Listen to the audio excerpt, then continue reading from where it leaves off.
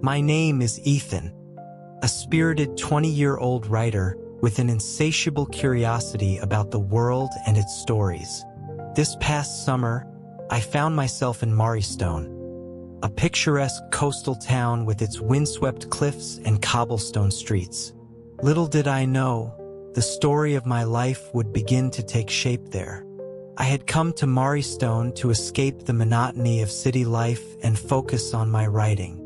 The small cottage I rented overlooked the sea, providing a perfect sanctuary. It was during one of my frequent trips to the local cafe, a cozy place called Harbor Brews, that I first met Daniel. Daniel was the barista, a quiet yet striking man in his late 20s with dark hair that fell slightly over his eyes and a lopsided smile that seemed to hold secrets.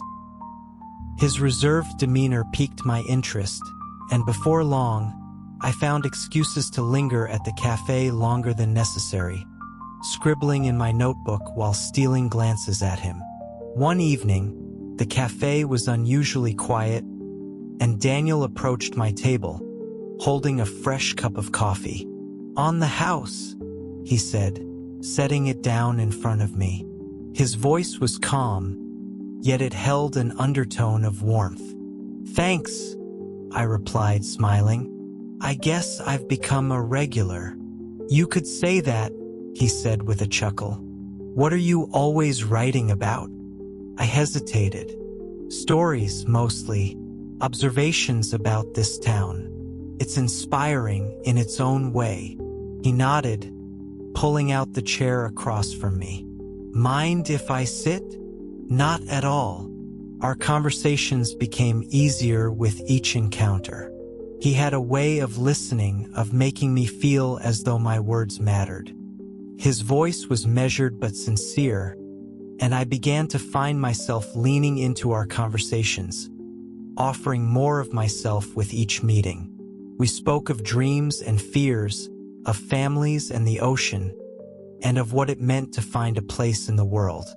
Over time, our meetings became habitual, though I never expected them to lead to anything beyond small conversations over coffee and idle glances. His smile stayed with me longer than necessary, and I'd find myself wondering about him when I should have been focused on my writing. It was during one of these quiet evenings, a few weeks into my stay, that he shared something unexpected. "You know, I've lived in Maristone my entire life," he said as we sat by the cafe's patio, the wind tugging at his hair. "I've always found something comforting about its predictability. The sound of the waves, the smell of salt air, the way the tides ebb and flow. And do you ever feel like you want more than this?" I asked, surprised at my own boldness.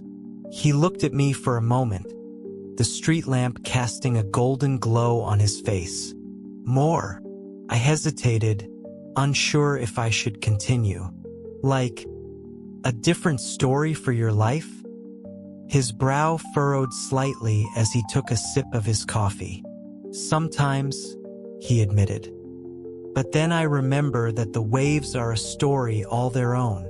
They've been telling the same tale for centuries, and yet every wave feels new." I tried not to overthink his words, but they lingered with me, tugging at the corners of my thoughts. There was something about the idea of the waves, about their constancy and beauty, that felt personal, something I couldn't put into words. Our connection grew with each passing day, but it was never loud or dramatic. There was no grand confession of feelings or sweeping gestures. It came in stolen moments, in laughter over shared jokes, in the way he looked at me when I wasn't expecting it. A certain kind of understanding passed between us, an unspoken kind that felt far more real than the words we might use to explain it. It was on one of those evenings, when the sun was sinking into the horizon and the clouds took on shades of burnt orange, that our friendship took on a new kind of depth. Daniel had invited me to explore the cliffs with him, something that had become a routine escape for both of us. The wind was strong that evening, tugging at our hair as we walked. "You ever think about how much history these cliffs have seen?" Daniel asked, his voice rising slightly over the wind. I looked out at the horizon, waves crashing against the jagged rocks far below. All the lives that must have looked out at this view, just like us, I mused. He turned to me, his voice quieter now. And all the stories they must have had. We stood there in silence for a long moment. There was an ease between us in that stillness, a shared appreciation for the beauty of the natural world and the stories it held. I felt his presence beside me, as if he had always belonged there, though I couldn't explain why. That night, I couldn't shake the memory of his voice, how it carried both an honesty and a mystery I wanted to uncover. He was like the ocean, deep, unknowable, yet steady. I found myself writing about him more and more, though I struggled to find the right words. Over the next few weeks, we began to explore the town together, looking at places the average tourist might overlook. The weathered ruins near the lighthouse, the twisting cobblestone streets that seemed to have stories of their own, and the pockets of forest that stretched into the hills. It was during one of these wanderings that we found an old, hidden journal in the attic of his family home. The journal belonged to his grandfather, and its pages spoke of adventures, secrets, and forgotten treasures. One entry caught our attention. A mention of a hidden treasure, cryptic clues tied to a painting in the local gallery. Our shared curiosity turned into an adventure, and soon we found ourselves on a scavenger hunt fueled by dusty notes, cryptic maps, and laughter.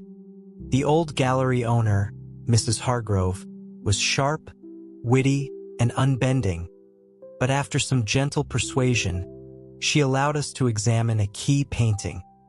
A haunting scene of the cliffs with swirling waves and faint symbols hidden in the brushstrokes. Deciphering the cryptic clues led us on more adventures, late-night conversations, and shared laughter.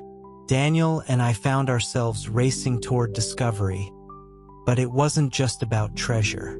It was about being together, uncovering secrets in the quiet moments of exploration, with nothing but the sound of our breaths and the stars overhead. The adventure brought us closer. Our bond felt like it had always existed, even though it was difficult to articulate. It was in these moments, while reading clues in candlelight and tracing maps with our fingers, that the connection between us grew deeper, though neither of us fully admitted it. The treasure hunt culminated in a secret cave by the sea, accessible only during low tide. We found the chest there, its silver gleaming faintly as we pried it open. Inside were silver coins, a locket, and a collection of letters from the original artist who had sketched the clues.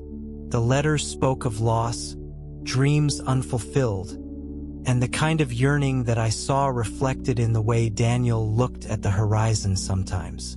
The discovery felt like a shared victory, but it was more than that. Felt like a shared understanding. The summer began to wind down, and the days grew shorter. I knew I would soon have to return to the city, leaving Maristone behind. And yet, I didn't feel ready to let go.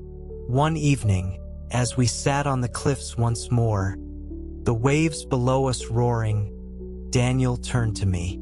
His voice, calm and steady, broke the silence. "It's not the place, Ethan. It's what we found here." I nodded, uncertain of how to respond. "What we found here," he said, looking at me. "I'll carry it with me always." I looked at him, my breath catching. Words failed, but I managed a soft, "Me too." That was enough. When the train pulled away from Maristone the next morning, I clutched the locket in my hand. A small, tangible reminder of the summer, of secrets, of laughter, and of Daniel. He stood at the platform, a silhouette against the rising sun, and I knew that distance wouldn't diminish what we shared. We had found something rare, and though we hadn't defined it, it would stay with us, always.